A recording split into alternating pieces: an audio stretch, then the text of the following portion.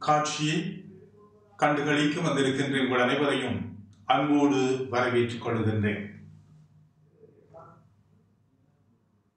பிரித்தானிய தமிழ் கத்தோலிக்க ஆன்மீக பணியகம் பிரித்தானியா, பிரான்ஸ் திருமறை கலாமன்னுடன் இணைந்து இந்நிகழ்வை மேடையேற்றுகின்றார்கள்.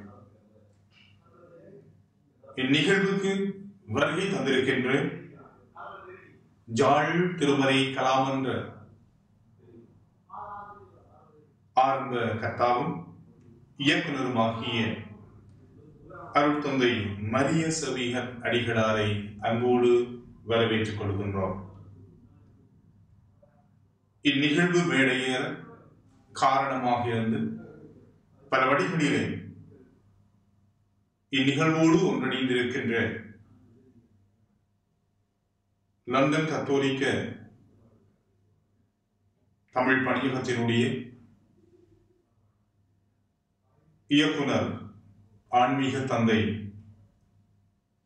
அருட்தந்தை சிவநேசரட்னம் அடிகளாரையும் இந்த வேளையிலே அன்போடு வரவேற்றுக் கொள்கின்றோம். இந்நிகழ்வுக்கு வருகை தந்திருக்கின்ற அருட்தந்தை ராபின்சன் ஜோசப், அருட்தந்தை மகன் அலோசியஸ், அருட்சகோதரி வில்ஃப்ரெட், டூட்டிங் சென்ட் பானிஃபஸ் சர்ச்சின் செக்ரட்டரி அவரது குடும்பத்தார் அனைவரையும், பிரான்சில் இருந்து வருகை தந்திருக்கின்ற கலைஞர்களையும், லண்டன் கலைஞர்கள் இங்கே இந்நிகழ்வை கண்டு இறை தியானத்தை மேற்கொள்கின்ற ஒவ்வொரு உள்ளங்களையும் அன்போடு வரவேற்றிருக்கின்றேன். இவ்வேளையிலே எங்கள் ஒவ்வொருவரையும் இந்நிகழ்வையும் விசேடமாக மேடையிலே ஆற்றுகையை செய்ய இருக்கின்ற ஒவ்வொரு கலைஞனையும் இறைவன் தொட்டு ஆசீர்வதிக்க வேண்டும் என்று, அவருடைய துணை என்றும் இந்த கலைஞர்கள் மேல் நிறைவாக இருக்க வேண்டும் என்றும் இந்த வேளையில் நாங்கள் இறைவனை பார்த்து ஜெபிப்போம். இறைவன் எமக்கு தருகின்ற இறை வார்த்தைக்கு செவிமடுப்போம். லூக்கா எழுதிய நற்செய்தி அதிகாரம் 23 திருவசனங்கள் 44 இருந்து 47 வரை. ஏறக்குறைய நண்பகல் 12 மணி முதல் பிற்பகல் 3 மணி வரை நாடெங்கும் இருள் உண்டாயிற்று. கதிரவன் ஒளி கொடுக்கவில்லை. திருக்கோவிலின் திரை நடுவில் கிழிந்தது. தந்தையே, உம் கையில் என் உயிரை ஒப்படைக்கின்றேன் என்று ஜேசு உரத்த குரல் கூறி உயிர் துறந்தார்.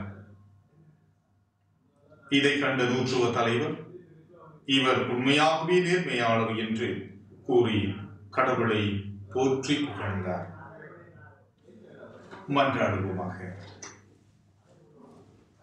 அன்பான இறைவா, இந்த வேளைக்காக உமக்கு நன்றி கூறுகின்றோம்.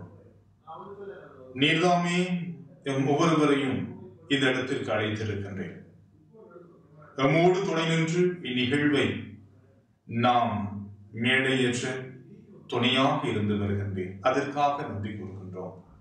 இறைவா, உமது ஆசீரும் அருள் துணையும் இங்கிருக்கின்ற ஒவ்வொருவர் மீதும் நிறைவாக இறங்குவதாக. இங்கு மேடையிலே தமது திறமைகள் ஊடாக இயேசுவின் பாடுகளையும் மரணத்தையும் உயிர்ப்பையும் எமக்கு தர இருக்கின்ற ஒவ்வொரு கலைஞனையும் நீர் ஆசீர்வதியும். உமது துணை என்றும் எங்களோடு இருப்பதாக. ஆமென். அன்பானவர்களை, நாம் கூடியிருக்கின்ற இந்த மண்டபம் இயேசுவின் பாடுகள், மரணம், உயிர்ப்பை தியானிக்கக்கூடிய நிலையிலே நாம் ஏற்படுத்திக் கொள்ள வேண்டும் என்றால் உங்களது ஒத்துழைப்பு மிக அவசியமாக இருக்கிறது. ஆகவே நாங்கள் வந்திருக்கின்ற இந்த நிகழ்வு களியாட்ட நிகழ்வு அல்ல, ஆடம்பர நிகழ்வு அல்ல, மாறாக தவக்காலத்திலே வாழ்ந்து கொண்டிருக்கின்ற எங்களுக்கு இறைவன் தந்த ஒரு கொடை நிகழ்வாக இருக்கிறது. ஆகவே இந்த நிகழ்விலே பங்கெடுத்துக் கொண்டிருக்கின்ற நாங்கள் ஆடம்பர நிகழ்வுகளை, ஆடம்பர செயற்பாடுகளை தவிர்த்து கொண்டு செப மனநிலையோடு இந்த நிகழ்வை கண்டு பலன் பெறுமாறு அன்போடு அழைத்திருக்கின்றேன். அதற்கு உதவியாக பெரியமானவர்களே, உங்களது தொலைபேசிகளை நிறுத்தி வைத்துக் கொள்ளுங்கள். சில வேளைகளிலே அது உங்களுக்கும் அயலில் இருப்பவர்களுக்கும் இடைஞ்சலாக இருக்கலாம். இந்த நிகழ்வு மிக சிறிய மேடையிலே அரங்கேறி இருக்கிறது. புலம்பெயர்ந்து வாழுகின்ற எங்களுக்கு இந்த மேடையிலும் இந்த காட்சியை காட்சிப்படுத்த முடியும் என்ற நம்பிக்கையோடு இதை நாங்கள் மேடையேற்றுகின்றோம். ஆகவே உங்களுடைய ஒத்துழைப்பு மிக அவசியமாக இருக்கிறது. உங்களுடைய தாக சாந்தியையும் உங்களது பசியையும் போக்கிக் கொள்வதற்காக இந்த மண்டபத்தின் பின்பகுதியிலே கேன்டீன் ஒழுங்கு செய்யப்பட்டிருக்கிறது. நீங்கள் அங்கு சென்று உங்களது தாக சாந்தியையும் பசியையும் தீர்த்துக் கொள்ளலாம் என்று கூறிக்கொள்கிறேன். அதற்காக நாங்கள் 10 நிமிட இடைவேளை இவ்வழியிலே உங்களுக்கு வழங்கப்படுகிறது. அதற்கு பிற்பாடு இந்நிகழ்வு ஆரம்பமாகி முடியும் மட்டும் இடைவேளை இருக்க மாட்டாது. ஆகவே 2.5 மணித்தியாலங்கள் கொண்ட இந்த நிகழ்வை நாங்கள் பக்தியோடு இதில் கலந்து கொண்டு இதில் பங்கெடுத்து பலனை பெறுவோமாக. இந்த வேளையிலே எங்கள் மத்தியிலே வருகை தந்திருக்கின்ற அருள் கலாநிதி மரிய சேவியர் அடிகளாரை சில வார்த்தைகள் கூறுமாறு அன்போடு அழைக்கின்றேன். அவருடைய நிகழ்வோடு இந்த நிகழ்வு ஆரம்பமாகும். நன்றி.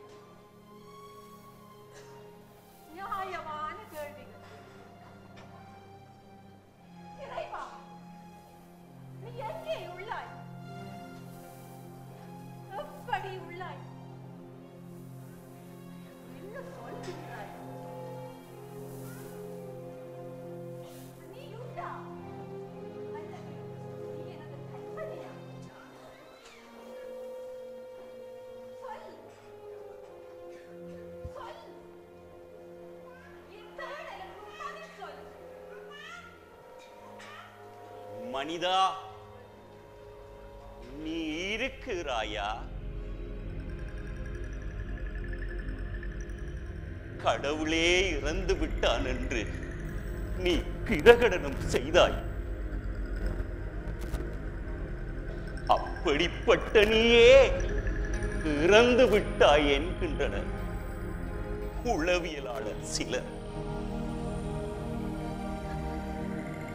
நான் ஒரு கவிஞன் அல்லன், கவிதையும் அல்லன் என்கின்றான் லக்லான். நான் ஏனும் சுயம் இல்லை என்றால் அனைத்துமே கனவு, நீர் குமிழி. மனிதனே, உன்னிருப்பு பற்றி சொல். நீ எங்கே இருக்கின்றாய் என்பது எனக்கு தெரியும். இல்லை என்றால் 60 லட்சம் யூத மக்களை உலர்நச்சு புகையிட்டு சாம்பலாக்கி இருப்பானா? இல்லை என்றால் ஹீரோஷிமா, நாகசாக்கி ஆகிய ஜப்பானிய நகர்கள் அணுகுண்டுக்கு பலியாயிருக்க முடியுமா? ஏன் நம் நாட்டில் நடந்தேறிய அனர்த்தங்களும் இரத்த வெள்ளமும் உயிர் பலிகளும் சித்திரவதை முகாம்களும் சிறைச்சாலைகளும் நீ உண்டு. உன் அசுர குணம் இன்னும் வாழ்கின்றது என்பதை காட்டுகின்றன. நீ இருக்கின்றாய். உன் கோலங்கள், கோணங்கள், முகங்கள், முக்காடுகள் அனைத்தையும் நான் பார்க்க வேண்டும். கிரேக்க ஞானியைப் போல் பட்டப்பகலில் நான் விளக்குடன் தேடவில்லை மனிதனை. விளக்கின்றி தேடுகிறேன் மனிதனை. மனிதனே, மனிதனே.